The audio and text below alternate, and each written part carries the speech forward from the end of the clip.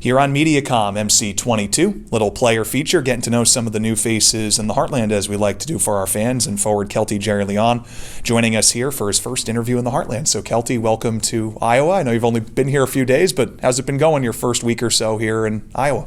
Good, really enjoying it. Really good group of guys. It's been really easy dressing room to walk into, and coaching staff's been phenomenal, and it's been really fun. So yeah. It was a little bit of a sort of a strange turnaround for you to be able to come to Iowa. So you were in Savannah, where the Heartlanders acquired you from. We're in Cincinnati on a Wednesday.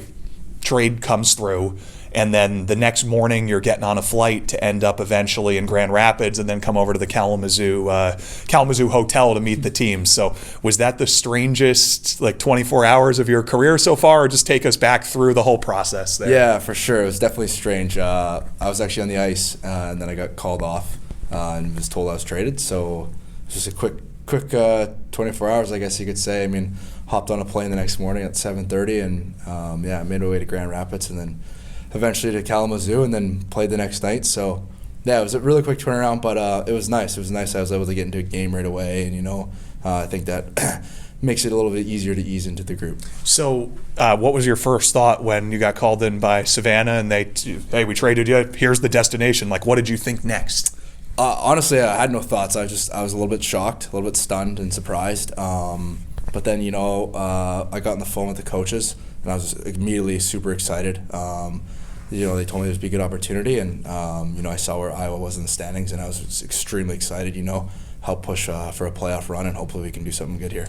You worked with Eric Michaud, Heartlanders assistant coach and video coach in Maine, and I don't know if you know this about you, but the Heartlanders have you've played against the Heartlanders and you've had some success. So your name has definitely been one that it's if he would ever sign here, or he would ever come here. Obviously, when you're destroying the deer, it makes it a little easier to be like, hey, we don't want that to happen anymore. So first, let's start with Eric Michaud's side of it. What was it like working with Eric 3 years ago in Maine? Phenomenal. I mean, I knew he would end up where he is now, and I mean, there's just bright things ahead for him. He's a really hardworking guy, and I worked really closely with him in Maine. We always would watch video and work on shifts and stuff, and he really helped me my first year and grow and develop and the player I am. Next part of it, which is that you had 7 career goals and 9 career games against the Heartlanders.